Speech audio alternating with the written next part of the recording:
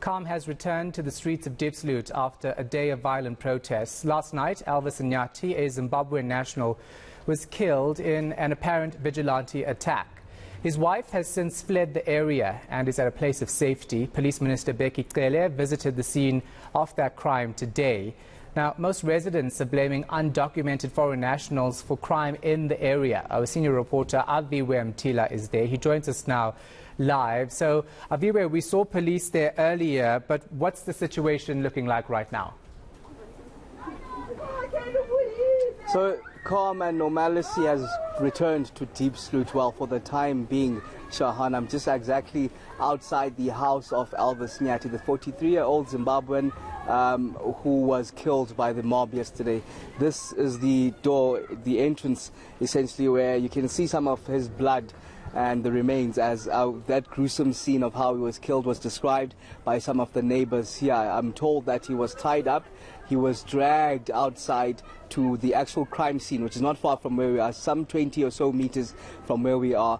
He was beaten by hammers. Then eventually at the crime scene, you'd see over there, Shahan, as well, just the remains of burn and some of the blood as well on the crime scene, as we understand that he took his last breath there after being burnt by that mob. It's unclear at this stage who the mob is, as there's been no arrest to this particular murder, while there have been, you understand, the arrest from the murders that happened over the weekend, 24 to be specific, which we do understand 23 foreign nationals have been arrested in that incident. But just what was happening around here, Shahan, is that there have been a number of people that have come to see the family, comforting the family, political parties, we understand, from Zimbabwe, and as well as NGOs that have been given support. But in the last 50 or so minutes, the wife of Elvis Nyati, Manyati, has left this area. She says she's leaving Diepsloot forever following that, and she's fearing for her safety. Just to give more direction and in-depth understanding of what's going on, just take a listen to an earlier conversation that we had with Msongelwa Ndlovu from the ZAPU party. Look, the family is distraught. Naturally, and they are beyond themselves. The manner in which the husband died is the most gruesome, and we feel it as well. We are not in a position to disclose where she is going for obvious reasons, but you see, we need to look at the tragedy for what it is. That Elvis was a family man, was a breadwinner, but most importantly, the man had a country where he comes from. And it is the country where he comes from that has let him down and let millions of other Zimbabweans down for failing to provide services, for their corruption. And we urge South Africa, the government and political parties to ensure that they rein in on this rogue government in Zimbabwe to ensure that we find the lasting solutions to our problems. So, Aviwe, last night we saw the tactical response team being deployed as well as public order police in the National Intervention Unit. But this crime still happened. The police minister had to go back today to the area. What's he saying?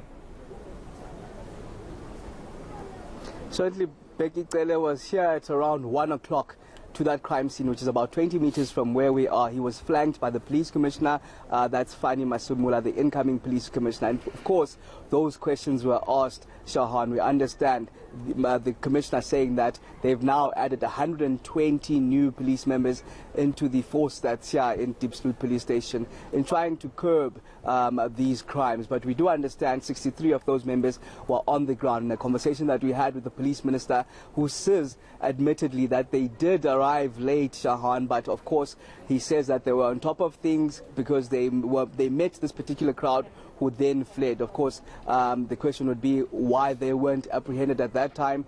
But we got assurance that, in fact, those promises that were made yesterday in terms of the reinforcement that will be on the ground are still in place, and that we saw some of them, in fact, last night. And even speaking to some of the community members, Shahan, they had reassurance in confirming that they actually did see some of those TRT members on the ground, something that they haven't seen in a while, Shahan, and they say that they do feel safer. But we spoke to the police minister, Becky Cele, asking more pointedly why we're seeing these spates of murders still continuing after this deployment has been made. This is what he had to say. when I was here 2010, there were 195,000 police. Almost, if you give a round figure, that would have been 200,000. And we're at the population of 49 million people, that's 2010. Today we have a population of 60 million, and we have gone back to 182,000. We've gone down. So you would expect these shortages. But thanks to the President and the new Minister of Finance, who have seen that they need to capacitate the police. As we speak, from the 1st of this month, 10,000 of the new recruits are all over our academies, including 3,000 of them that are being trained in Kimberley in the South African National Defence Force facility. So we have 10,000.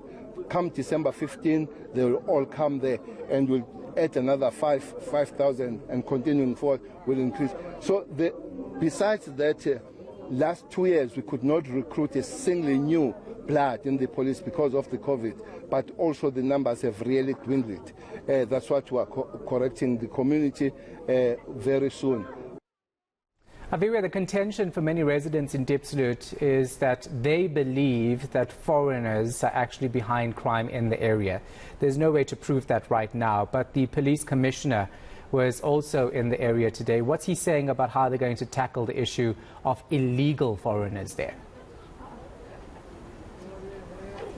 Well, Fani Masimula, the top cop, saying that they will be now joined by departments such as the Home Affairs Department and SARS, in fact, in trying to curb the number of undocumented and foreign nationals that come into Diepsloot. Of course, he'll be coming for the 3rd time in a row tomorrow, as we do understand that there's that meeting that's supposed to happen tomorrow. Also, just to look at these efforts that are being put in place now and how they can be sustainable, because we do now know that there are temporary measures of these 120 new policemen that have been put in place.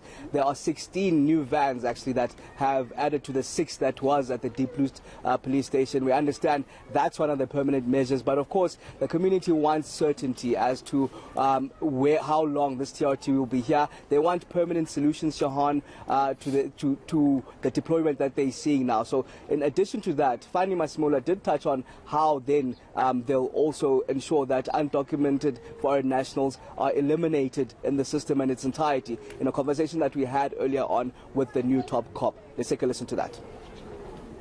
The fact that there is somebody who died does not mean the situation is out of control. We have deployment in this area, there are police, and we have made more than 24 arrests of illegal people, immigrants, the undocumented people that are in the area. So it's not to say the situation is out of control. No, we are still managing the situation. There's basically is a manageable situation. As I said, it is difficult to travel within certain areas. And remember, the person that was killed, police were not phoned to come out. Police were patrolling. They came across this group of people. You see the area yourself. If somebody runs away, police couldn't find anybody, and you have seen the area. It's not easy to travel within this area. So it's quite very, very problematic. But police are deployed. They will walk the area. They will drive the area as far as they can drive. Okay, we're going to leave it right there. Our reporter Aviwe Mtila following that story for us.